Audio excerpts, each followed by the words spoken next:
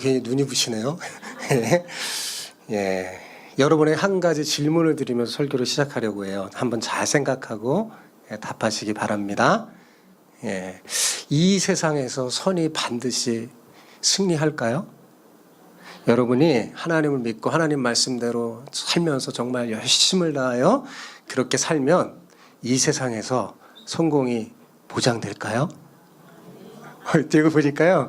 어떤 분은 아멘, 예, 어떤 분은 아니요. 이러셔요. 어렵죠, 질문이요.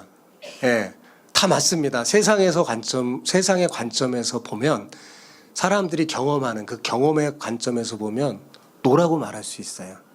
그런데 하나님의 관점에서 보면 예스입니다. 예. 그럼 어느 관점이 맞을까요, 여러분? 하나님의 관점이 맞죠. 말은 그렇게 하는데 실제로는 잘 그렇게 믿지 않는 것 같아요. 여러분, 우리들은 우리 눈으로 보고 경험하고 느끼는 것, 우리가 눈으로 보고 경험하고 느끼는 것, 그것이 다가 아님을 알아야 합니다. 그것이 진리도 아니에요. 더 중요한 것은요, 그 배후에 하나님의 손길을 볼 줄 알아야 합니다. 우리는 얼마나 착각 속에 사는 줄 아십니까? 예를 들어보면 여러분 기차를 탈 때 기차를 딱 타고 기차역에서 기차가 서서히 출발하면 그럴 때 있잖아요. 근데 기차는 가만히 있는 것 같은데 옆에 기차가 움직이고 그리고 움직이는 것 같은 느낌이 들죠? 그리고 정신 차리고 가만히 보면 내가 움직이고 있는 거예요. 그죠? 이런 걸 뭐라 그래요? 착각이라고 합니다. 근데 정말 착각 속에 우리는 너무너무 많이 살아요. 여러분, 원의 작은 둘레 속에서는 어떤 한 부분이 곡선임을 우리가 너무나 잘 알죠. 그런데 엄청난 큰 원에서는 직선이라고 우깁니다. 그죠? 지구가 둥글다고 여러분 발견한 것은 불과 몇백 년 전의 일이라는 사실을 아십니까? 코페르니쿠스가 지구가 돈다고 했을 때 사람들 어떻게 했어요? 다 웃었습니다. 말도 안 된다고. 왜요? 자기가 눈으로 듣고 보고 경험한 거 보니까 아니거든요. 둥글 리가 없거든요. 예? 그런데 어때요? 둥글잖아요. 그죠? 왜냐하면 지구가 둥글다는 거, 너무나 큰, 우리의 그거보다 큰 세계 속에서 보면 우리가 보고 느끼고 경험할 수 없기 때문에 그래요. 여러분, 지금 우리가 예배 드리는 이 순간에도, 여러분, 이 예배당이 움직인다는 사실을 알고 있습니까? 움직이고 있어요, 예배당이. 그죠? 그러나 우리가 보고 느낄 수가 없죠. 느끼지 못하죠. 그래서 우리는 좀 겸손해져야 합니다. 내가 알고 있는 게 다 아는 게 아니에요. 내가 경험하는 게 다가 아닙니다. 코페르니쿠스가 이걸 발견해서 전해줬으니까 우리가 아는 거지. 안 그랬으면 아직도 우리는 잘못 알고 있을지도 모르겠습니다. 제가 이렇게 말하는 것은 하나님과 우리의 간격은 너무나 크고 차이가 많이 나요. 중요한 것은 하나님은 절대로 실수하지 않는다는 사실입니다. 뭔가 막 이해가 되고 어려울 때는 이렇게 생각하면 돼요. 하나님은 절대로 실수하지 않으신다. 하나님은 완전하시다. 하나님은 선하시다. 그 전제를 믿고 풀면 해결이 되는데 어떻게 그럴 수가 있을까? 어찌하여? 이렇게 하다 보면 내 관점에서 문제를 풀면 잘 어려워질 때가 있어요. 여러분, 우리는 부족하고 자주 넘어지지만 우리 하나님은 어때요? 완전하시고 변함이 없으시고 절대로 실수하지 않으시죠. 그러면 어떤 사람이 정말 지혜로운 사람일까요? 이 하나님 믿고 좀 힘들고 어려워도 그분은 실수하지 않지. 그분은 완전하시잖아. 하고 앞으로 나아가는 사람이 정말 지혜로운 사람인 줄 믿습니다. 방금 여러분과 함께 읽은 로마서 8장 28절은요. 저에게는 잊을 수 없는 말씀입니다. 다 좋은 하나님 말씀, 여러분도 그러겠지만 저에게는 특별히 그래요. 왜냐하면 이 말씀은 제가 얼마나 부족하고 연약한 자임을 너무나 잘 알려준 말씀이에요. 하나님은 완전하여 실수가 없으신데 나의 이 연약한 나를 통해서 하나님이 영광 받으시는 그 그 좋으신 하나님이라는 것을 경험했기 때문에 그렇습니다. 예, 특별히 이 로마서 8장 28절은요. 제 삶의 위기와 어려움에 있을 때마다 위로와 확신을 주고 일으켜줬던 말씀이에요. 그래서 저는 오늘 본문을 강의하기보다는 여러분에게 제 삶에 역사했던 하나님의 그 놀라우신 은혜를 증거하려고 합니다. 예. 잘 들으시겠어요? 네. 저는 목회자가 되기로 결심한 후에는 결혼을 하지 않으려고 했습니다. 예, 왜 그랬을까요? 나 혼자 고생하면 됐지. 뭐 굳이 또 누굴 데리고 같이 고생하는 것은 아니라고 생각했어요. 그때 뭔가 몰랐죠. 예. 총신대 들어가 보니까 결혼 안 하면 목사 안수를 또 안 준다고 그러더라고요. 저는 결혼 안 해도 목사가 될 줄 알았어요. 목사가 되는 건 문제가 없는 줄 알았어요. 예. 예. 그런데 문제가 생겼습니다. 무슨 문제가 생겼을까요? 제가 사랑하는 사람이 생긴 거예요. 사랑하는 사람이 생겨갖고, 결혼하려고 하니까 어때요? 고생시킬 거 너무 뻔하고. 또, 사랑하는 사람 생겼는데 결혼을 하고 싶은 마음도 들고, 이러지도 못하고, 저러지도 못하고 하면서 제가 연애만 하고, 예, 프로포즈를 안 하는 겁니다. 연애만 하고 프로포즈를 안 해요. 예, 결혼하자는 용기가 생기지 않습니다. 가진 것도 별로 없고, 예, 예, 고생길인데, 예, 나랑 가자고 말할 수 있는 용기가 안 생긴 거예요. 근데요, 어느 날, 예, 제가 이렇게 꾸물꾸물거리니까, 저보다 성격이 굉장히 활발하고 열정적인, 예, 지금의 제 아내가 이 말씀을 들이댄 거예요. 탁! 로마서, 이거 보라고요. 8장 28절. 제가 그 말씀을 읽고 망치로 하나 이게 맞은 것 같은 충격이 들었어요. 왜냐하면 제가 너무 믿음이 없다는 사실을 알았거든요. 하나님을 너무 믿지 못했던 거예요. 그러니까 인간적인 생각에 고생하고 힘들겠구나 이렇게 한 거죠. 하나님을 너무 몰랐다는 거죠. 저는 이 말씀에 힘을 얻고 용기를 내서 뭐 했을까요? 프로포즈를 했습니다. 그래서 결혼에 꼴이 냈어요. 예. 지금 제게 로마서 8장 28절을 준 장본인이 이 자리에 앉아서 설교를 듣고 있습니다. 예, 거짓말이 아니에요. 증인이 여기 있습니다. 증인이 있어요. 예, 그래요. 이 말씀은 정말 저에게 잊을 수 없는 말씀이에요. 이렇게 시작한 이 말씀이 정말 제 삶에 많이 터치하기 시작했습니다. 혹시 여러분 가운데 고난과 시련을 좋아하시는 분이 있습니까? 예, 있으시면 한번 손 들어보세요. 예, 한 분도 없으시네요. 예, 당연하죠. 누가 좋아하겠습니까? 예, 고난과 시련을 좋아한다면 아마 이상한 사람 취급을 받겠죠? 예, 솔직히 우리는 다 고난, 시련 다 싫어합니다. 아니, 비슷하게 생긴 말도 듣기 싫어요. 그죠? 고난이라는 것과 비슷한 말도 듣기 싫어요. 그런데 성경을 읽어보니까 여러분, 이상합니다. 성경 곳곳에서는 고난을 좋아하라는 말이 막 등장하는 거예요. 예수님은 제자들이 고난을 당할 때 이렇게 말합니다. 기뻐하고 즐거워하라 말씀했어요. 제 말이 아니에요. 여러분, 예수님 말씀이에요. 마태복음 5장 12절 봐보세요. 예수님 그러셨어요. 정말로. 이게 무슨 말이에요? 고난 당하는 거 좋아하라는 말 아니겠어요? 그죠? 예수님의 동생 야고보는요, 야고보서에서 이렇게 말했어요. 너희가 여러 가지 시험을 당하거든 온전히 기쁘게 여기라 이렇게 말했어요. 이분은 또 온전히 기쁘게 여기래요. 자, 이것도 시련과 고난을 좋아하라는 말 아닙니까? 그죠? 예, 예수님의 수제자였던 베드로 역시 여러 가지 고난으로 인해서 잠깐 근심하게 되지 않을 수 없지만 오히려 크게 기뻐하라 그랬어요. 여러분 봐보세요. 제가 잠깐만 살펴봐도 성경에 되게 많죠. 고난 우린 정말 싫어하는데 하나님은 좋아하래요. 어찌된 일입니까? 어떻게 해야 되죠? 예? 예. 어떻게 해야 돼요? 그러면 예. 하나님 믿고 좋아하시기 바랍니다. 예. 여러분 어려운 시련이 닥치고 고난을 당할 때 하나님 좋아하라고 그러십니다. 근데 왜 좋아하라고 그러는 걸까요? 예? 생각해 보셨어요? 왜 기뻐하라고 했을까요? 예. 예, 참 센스 있으신 분이 저기 계세요. 오늘 성경 본문 말씀이 답을 주잖아요. 그죠? 하나님을 사랑하는 자 곧 그 뜻대로 부르심을 입은 자들에게는 모든 것이 합력하여 선을 이루기 때문입니다. 예. 하나님을 사랑하는 자, 그 뜻대로 부르심을 입은 자들에게는요, 고난도 선을 이루어요. 그래서 성경에 보면 왜 기뻐하라 그러냐면 더 큰 기쁨을 주는 것 같아요. 예. 더 놀라운 하나님의 은혜를 경험하게 하는 것 같아요. 그래서 하나님을 사랑하는 자에게는요, 고난도 축복이다. 그런 말 들어보셨죠? 예. 정말이에요, 여러분. 얼마나 놀라운 말씀입니까?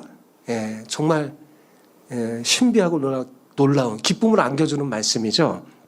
그런데 이 본문에는 한 가지 함정이 있어요. 예, 그것은 곧 예수님을 믿는 사람은 모든 만사가 다 형통하다라는 말이 아닙니다. 그런 말이 아니에요. 본문 말씀은 하나님을 믿는 사람에게 고통이 없다 그런 말이 아니에요. 하나님을 믿는 사람에게도 고통과 시련이 있습니다. 여러분 경험하잖아요. 그죠? 예, 그렇게 생각하면 함정에 빠져요. 예수님을 믿으면 만사 형통한다. 예, 그 말의 그 내면의 뜻을 알아야지 그 형통이라는 게 세상적으로 생각하는 그런 형통이 아니거든요. 예, 그렇다면 그렇지 않아요. 굉장히 어렵고 힘든 일을 경험할 수도 있어요. 하나님을 신실히 믿는 사람인데도 고난과 역경을 경험할 수 있습니다. 오히려 더 신실히 믿기 때문에 그럴 수도 있어요. 여러분, 우리는 이 사실을 사실 우리가 인생을 살면서도 경험합니다. 그죠? 예. 그리고 성경을 보면 너무나 잘 알 수 있어요. 그렇다면 오늘 말씀이 의미하는 건 뭘까요? 여러분, 우리 인간의 삶 속에는 내가 보고 경험하는 것만이 다가 아니라 뭐야? 보이지 않는 하나님의 손길이 있으며 내 개인의 삶에도 하나님의 손길이 있다는 말이에요. 그리고 하나님을 사랑하는 자, 그 뜻대로 부르심을 입은 자들은 그 보이지 않는 하나님의 손이 어떻게 해요? 다 만져갖고 어떻게 해요? 선하고 아름답게 만들어 버리신다는 겁니다. 우리의 실수까지도 말입니다. 예. 하나님은 선하고 아름답게 만들어 버리세요. 예. 그래서 하나님의 뜻대로 다 이루어 가십니다. 우리의 실수도 하나님은 성공으로 바꿔버립니다. 여러분, 우리가 아무리 우리 뜻대로 하나님의 사람은요, 여러분은 아무리 여러분 뜻대로 막 살려고 해도요, 나중에 결국은 누구 뜻이 이루어질까요? 하나님의 뜻이 이루어집니다. 그 하나님의 뜻이 이루어지는 것도 선입니다. 선. 예, 선. 예. 그 하나님의 뜻을 사랑하는 여러분 되시기 바랍니다.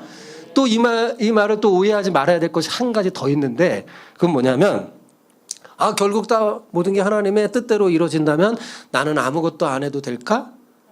예, 착각입니다. 예, 그렇지 않아요. 29절, 30절, 31절 딱 읽어보면요, 하나님이 그렇게 안 만드십니다. 우리를 어떻게 하냐면 하나님이요, 영원전서부터 우리를 아셔서 우리를 만지시고 막 진행해서 어디까지 만드냐면 그 아들의 형상을 본받기까지 여러분을 하나님이 기필코 만드신대요. 그러면 가만히 있는 꼴을 보실까요, 하나님이? 그러지 않습니다. 예, 여러분을 일으켜주시고 세워주시고 나가게 하세요. 그 하나님이. 예.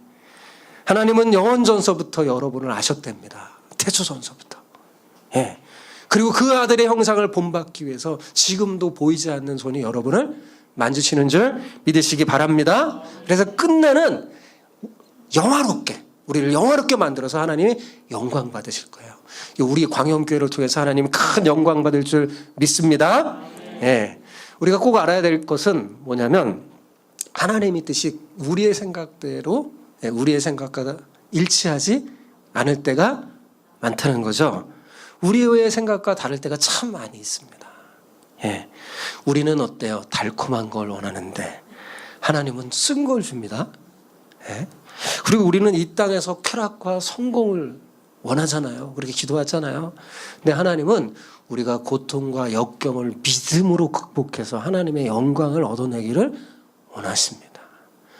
하나님의 생각과 우리의 생각은 참 다른 것 같아요. 예, 그러므로 인간 편에서 볼 때는 모든 것이 합력하여 선을 이루지 않는 것처럼 보여도 하나님은 결국 어떻게 하세요? 선을 이루어 내십니다. 이것을 믿습니까? 역시 믿음이 좋으시군요, 여러분.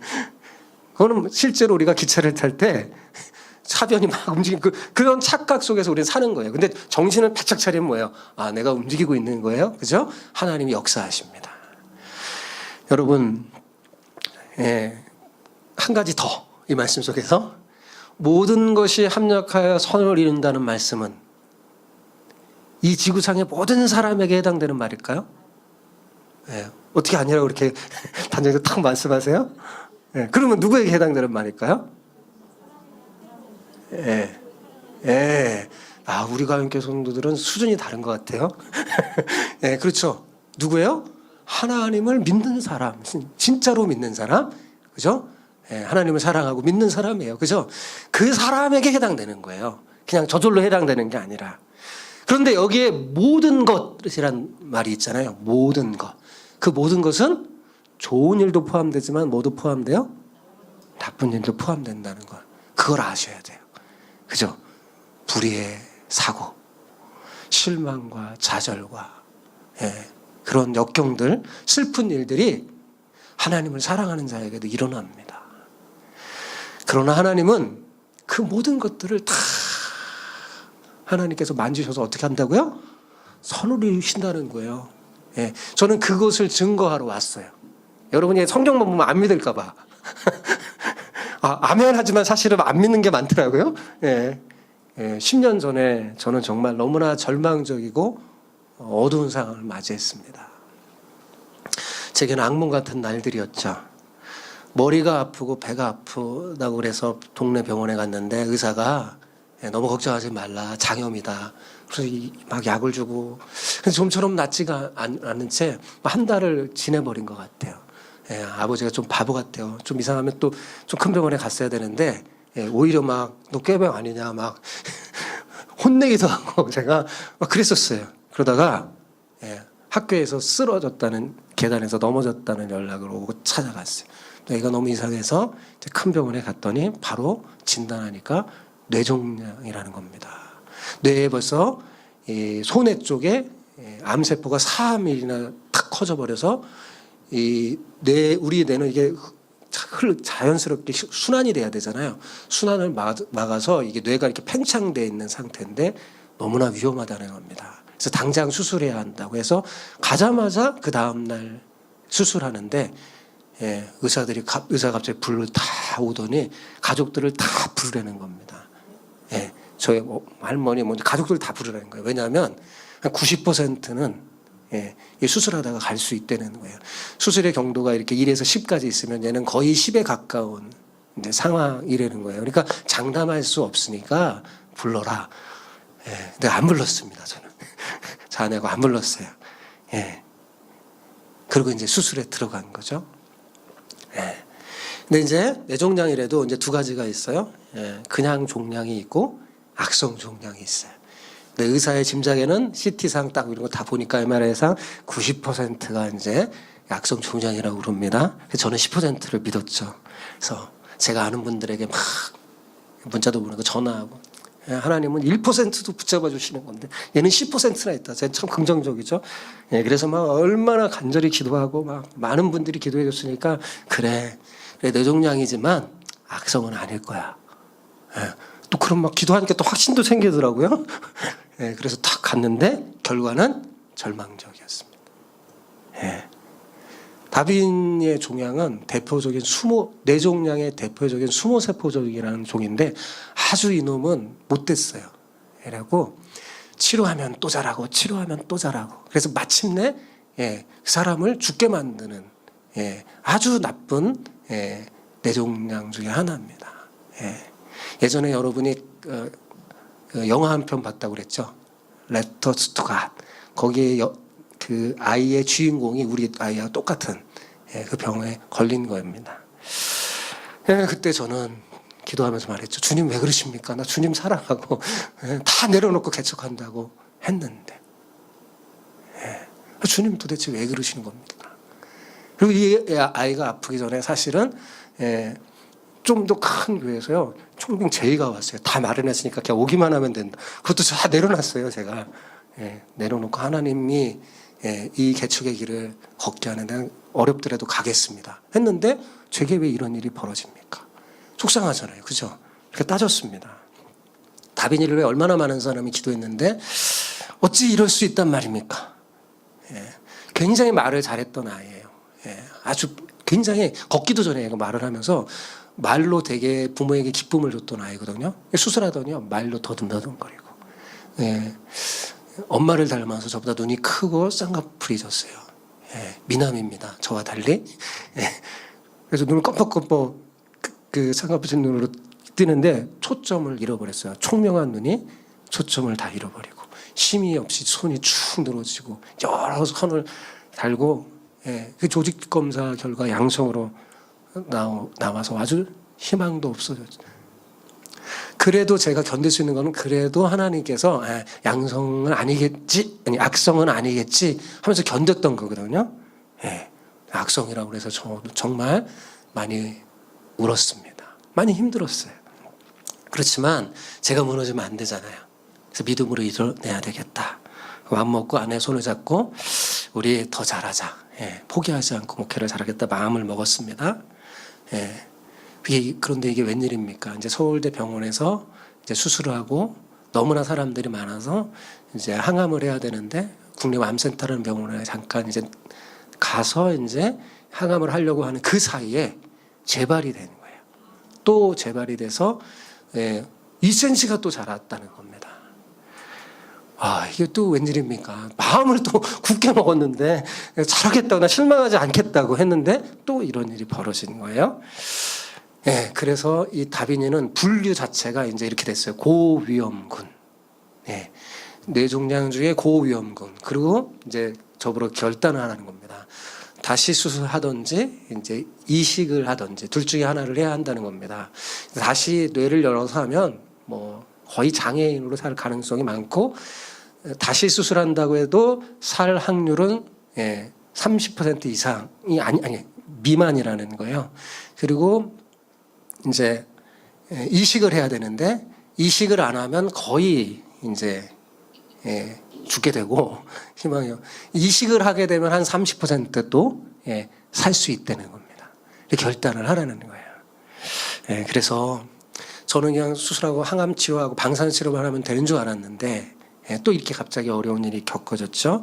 그래서 이제 이식을 하기로 하고 고용량 골수 이식을 하게 됐어요. 그 고용량 골수 이식은 일반 항암의 한 5-6배의 그 항암제를 투여해서 몸 속에 있는 암세포를 잡으려고 엄청난 양의 이렇게 투여해서 골수가 망가지겠죠. 그래서 다시 골수를 새롭게 이식을 해서 자라게 하는 거예요. 컴퓨터로 말하면 포맷시키는 겁니다. 바이러스 먹었으니까 완전 포맷하면 이제 되잖아요. 깨끗해지잖아요. 이제 그거를 2번이나 이제 하게 된 거예요. 예. 그리고 그걸 견딜 수 있을지도 불분명하고, 그리고 너는 이 당시에 의사 병원에서 말했을 때는 생존 확률이 10% 미만이라고 했습니다. 예. 그런 상황에서도 저는 목사잖아요. 그러니까 뭘 해야 될까요? 그래도 예배 인도해야 되고요. 목회를 해야 되잖아요. 아내는 아이하고 붙어 있고 저는 목회를 해야 됩니다. 설교를 해야 돼요. 자, 설교 준비가 잘 될까요? 안 될까요? 안 됩니다. 집중이 잘 안 됩니다. 그때 저를 힘주고 붙잡아주고 위로해준 말씀이 뭘까요? 로마서 8장 28절. 완전히 저는 마음속에 새겼고 외웠죠. 알잖아 너 우리가 알거니와 그렇게 시작하죠. 하나님을 사랑하는 자, 곧 그 뜻대로 부르심을 입은 자들 모든 것이 합력하여 선을 이룬다. 그래, 여기 뭔가 뜻이 있을 거야. 하나님은 선을 이루겠지? 선을 이룬다고 그랬어. 갑자기 이 말씀을 꽉 붙잡으니까요, 갑자기 용기와 힘이 생겼습니다. 그래, 지금은 정말 어둠 절망 속에 있지만 나는 하나님을 사랑하는 자, 하나님이 부르셔서 목회자가 되었고 개척을 해서 목사가 됐는데 하나님이 이걸 통해서 뭔가 나타낼 일이 있겠구나, 선을 이루겠구나, 모르겠지만 하나님이 이루겠구나 하면서 제가 힘을 얻었던 말이 오늘 본문의 이 말씀입니다. 사랑하는 우리 광영교회 성도 여러분, 정말 열심히 정말 힘을 다하여 신앙생활 잘 했는데 갑자기 어려움을 당하신 분이 계십니까? 앞이 캄캄하고, 그래서 정말 눈물이 나고 기도조차 안 되는 그런 상황에 있는 분이 혹시 있다면 오늘 저를 통해, 오늘 이 말씀을 통해 해답을 얻고 가시는 은혜가 있길 바랍니다. 너무 힘들 때 우리는 왜, 어찌하여 그런 말을 하잖아요. 그때 여러분 로마서 8장 23절을 외우세요. 간직하세요. 저도 이걸 갖고 있었으니까 생각난 거예요. 그 소망을 가지시기 바랍니다. 하나님 어때요? 모든 것을 합력하여 선을 이루신다. 그리고 하나님은 절대로 실수하지 않으신다. 사람은 원망해도 하나님은 그래서 원망할 필요가 없습니다. 더 힘들고 더 어렵고 더 아프고 더 고통스럽다면 하나님이 분명하게 개입하고 있다는 증거입니다. 여러분 그거 아세요? 새벽이 밝아오기 전에 어둠은 더 칠흑같이 어둡다고. 그래서 어둠은요, 새벽이 오는 사인이에요. 그리스도인에게는 고난의 어둠이 뭐라고요? 새벽이 오는 사인이에요. 그러니까 믿음을 가지고 견뎌내면 밝은 새벽빛을 볼 수 있습니다. 하나님 기적적으로 살려주셨어요. 그래서 국립암센터에 굉장히 유명한 아이가 됐습니다. 왜냐하면 죽을 아이가 살았거든요. 그 자꾸 이제 살아있는 생존자 아이니까요. 가끔가다 병원에 자꾸 불러요. 인터뷰하자 그러고 막 찍자 그러고. 산 사람도 있다. 왜 그러냐면 어려운 사람에게, 소망이 없어 하는 사람에게 여기 사는 사람도 있다 보여주려고 그러는 겁니다. 그렇게 하나님이 사용하시더라고요. 10년이라는 세월이 지났어요. 이 아이가 대학생이 되어서요. 내일 모레 선교를 갑니다. 아람 지역에, 저기 이슬람 지역에, 소아시아 지역에 선교를 가게 떠났어요. 기적 같은 일이죠. 여러분 생각나면 기도해 주시기 바랍니다. 4주나 간대요. 4주나 가서 또 하나님이 뭔가 역사하겠구나, 그런 생각이 들었어요. 자, 10년이라는 세월이 지났습니다. 그리고 10년이라는 세월이 지나면서 돌아보니까 정말 로마서 5장 아니면 8장 28절의 말씀은 진리구나. 정말 모든 것 합력하여 하나님께서 선을 이루는구나 라는 것을 저는 정말 피부로 느꼈습니다. 제 인생에 불어닥친 어둠을 빛으로 바꾸시는 하나님의 손길을 제가 경험했기 때문입니다. 고난 속에 저는 하나님의 큰 위로를 정말 많이 받았습니다. 그런데 놀라운 것은 그 고난에 큰 위로를 주신 하나님이 이런 경험을 한 후에 저를 사용하시는 거예요. 어떻게 사용하시냐면 또 다른 고난을 받은 사람의 손을 잡게 만드시는 겁니다. 제가 성경 묵상하면서 깜짝하면서 전율을 느꼈던 말씀이 있었습니다. 그리고 제가 왜 고난을 당하면서 하나님이 이토록 큰 위로를 줬는가라는 그 놀라운 그 전율을 느끼는 말씀이 하나 있었는데, 여러분 한번 찾아볼래요? 고린도후서 1장 6절에 이런 말씀이 있습니다. 한번 고린도후서 1장 6절. 저는 이 말씀을 읽고 정말 깜짝 놀랐어요. 왜 저에게 딱 해당되는 말씀이었거든요. 자, 고린도후서 1장 6절 찾았나요? 같이 한번 읽어볼까요? 우리가 환난당한 것도 너희가 위로와 구원을 받게 하려는 것이요, 우리가 위로를 받는 것도 너희가 위로를 받게 하려는 것이니 이 위로가 너희 속에 역사하여 우리가 받는 것 같은 고난을 너희도 견디게 하느니라. 이게 무슨 말이냐면 바울이 너무나 고난을 당했어요. 근데 고난만 당한 게 아니에요. 고난 속에 하나님의 은혜를 체험했죠. 모든 것이 합력하여 선을 이루시는 하나님의 위로를 받았어요. 그리고 그 경험을 한 다음에 바울이 깨달았어요. 우리가 환난당한 것, 내가 환난당한 것, 바로 고난 속에 있는 고린도 교회의 성도들, 다른 성도들, 너희를 위로하기 위하여 하나님이 하신 것이다. 이제 그 말이거든요. 우리가 고난당하는 것이 고난당하는 사람에게 위로가 돼요. 정말 그렇더라고요. 여러분, 고난당해 보지 않는 사람은요, 고난당하는 사람을 위로하고 격려하기가 좀 힘들어요. 왜냐하면 고난당한 사람은 이게 마음의 문이 닫혀져 있어요. 예. 우리 아들이 저를 힘들게 할 때가 이랬거든요. 아빠가 아파봤냐는 거죠. 경험해봤냐는 거죠.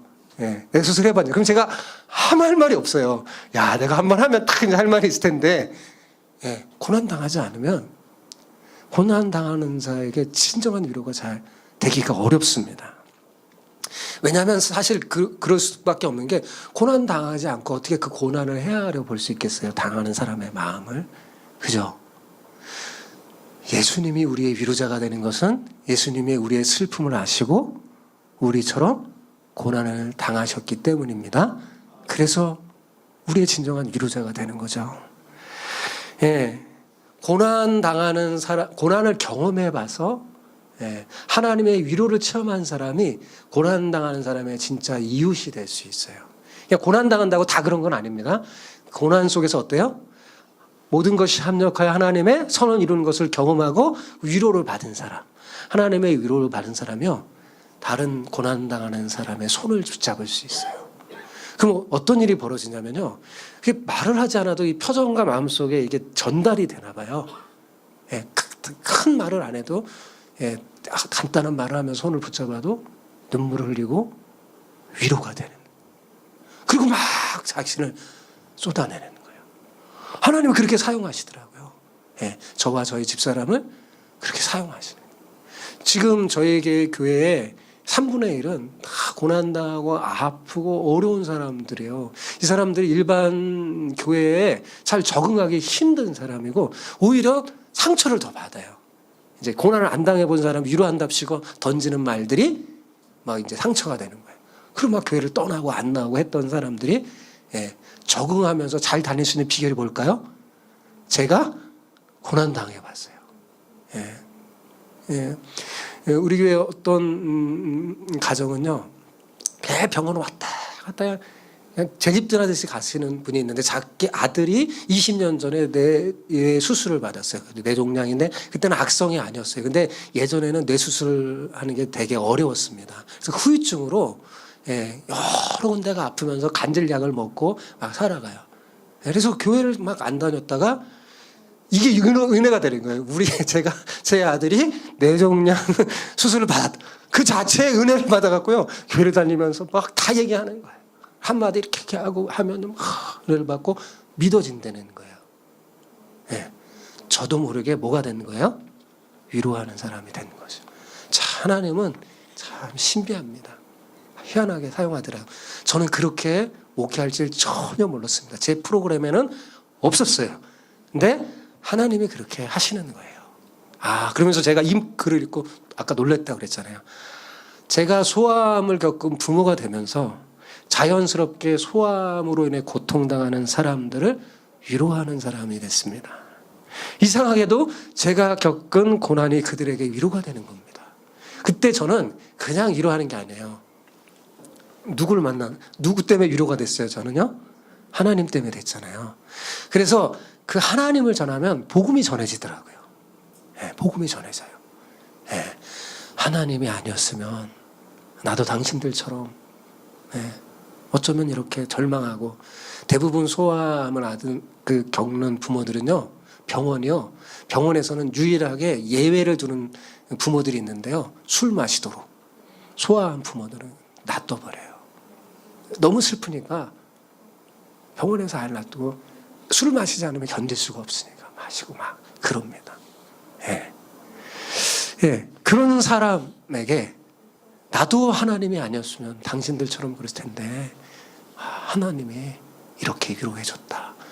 겪은 제가 말해주니까요, 눈물을 흘리면서, 예, 손을 붙잡고 힘을 얻더라고요. 예. 예. 하나님은요, 하나도 실수하지 않습니다. 예. 예. 제가 겪은 여러 가지 힘들고 어려운 것들을 다 사용하세요. 하나님은 참 놀라우신 분입니다. 다 사용하셔서요, 아주 효과적으로 사용하십니다. 아주 효과적으로 사용하세요. 예, 적절하게 사용하세요. 예, 그러면서 제가 이 이야기를 하는 것은요, 근본적으로 하나님 믿는 우리는요, 예, 사실 다 크게 작게 상황이 다르죠. 고난이 없는 사람이 어디 있습니까? 그죠? 어렵고 슬픔이 없는 사람이 어디 있어요? 우리는 다 저마다 고난과 어려움을 겪고 있습니다. 예. 그렇지만 여러분 하나님의 위로 경험하셨죠? 하나님 은혜 체험하셨죠?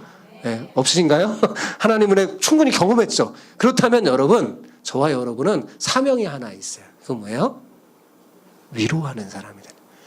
예. 좀 힘들고 어려운 그 사람에게 손을 내밀 수 있는 사람이 될 수 있다는 사실입니다.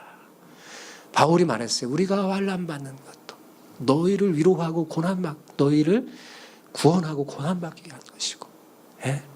너희 속에 우리의 고난이 역사해서, 위로가 역사해서 너희로 고난을 견디게 하려고 한 것이다. 그랬잖아요. 그죠? 예. 우리가 하나님의 모든 것이 합력하여 선을 이룬 하나님을 경험하잖아요. 그럼 하나님은 어떻게 되냐면 우리를 사용하세요. 그래서 넘어지고 지금 쓰러진 그 사람이 거기서 일어날 수 있도록, 고난을 견딜 수 있도록, 그래서 또 한 번 하나님의 선하신 역사를 체험하는 또 다른 사람이 될 수 있도록 만드십니다. 사랑하는 성도 여러분, 예, 제가 바로 이 말씀의 증거자예요. 경험자예요. 우리는 이미 하나님의 손에 꽉 붙잡힌 사람들입니다. 그렇죠? 하나님의 손에 빠져나갈 사람이 어디 있나요? 하나도 없어요. 하나님은 우리가 빗나가지 않도록 예수님의 영광스러운 모습을 담을 때까지 하나님의 보이지 않는 손으로 여러분을 만지실 거예요. 철저하게 간섭하실 거예요. 예. 그래서 여러분 꼭 좋은 일, 성공만 그때만 막 기뻐하지 마시고 때로는 슬픔과 어려움에도 감사할 수 있는 여러분 되시기 바랍니다. 왜 우리는 어려움에도 감사할 수 있어요? 지금 앞에 다 얘기했잖아요. 공식을. 왜 감사할 수 있어요? 그 어려움도 하나님이 만지시면 어떻게 돼요? 선이 되니까. 그걸 믿으니까 감사할 수 있는 거예요. 예. 우리는 그 모든 것이 나를 부르시는 하나님의 손길이었고 나를 영화롭게 하는 하나님의 손길이었다는 사실을 깨닫고 감사할 수 있습니다. 하나님은 왜 우리 같이 부족하고 연약한 사람들을 창세전에 부르시고 아시고 이처럼 끝까지 사랑하실까요? 하나님은요, 여러분을 사용하고 싶어 하십니다. 예. 여러분의 모든 삶 속에 개입하셔서요, 하나님께서 선을 이루고 싶어 하세요. 예. 6주년 맞은 것을 축하드리고, 여러분, 로마서 8장 28절의 이 말씀에 또 다른 주인공이 되시기 바랍니다. 대표적인 주인공이 요셉이거든요.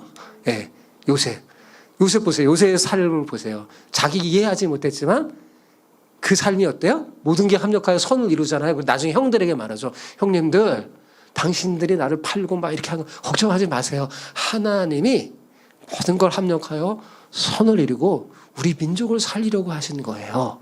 하고 하잖아요. 그죠? 예, 저도 있습니다. 주인공. 그리고 또 다른 주인공. 여러분이 되시기를 축복합니다. 기도합시다. 좋으신 하나님, 참 감사합니다. 하나님의 말씀은 1.1획도 거짓이 없고 진리라는 사실을 저를 통해 증거해 주신 하나님 감사합니다. 로마서 8장 28절의 이 말씀에 또 다른 주인공들이 이곳에 나타나게 하여 주시고, 혹시 오늘 이 가운데 남 모르는 너무 슬픈 고통과 어려움과 고난 속에 있는 그 성도를 특별히 만져주시고 위로해 주시고 힘 주셔서 로마서 8장 28절에 주인공이 되게 하여 주옵소서. 예수님의 이름으로 기도하옵나이다. 아멘.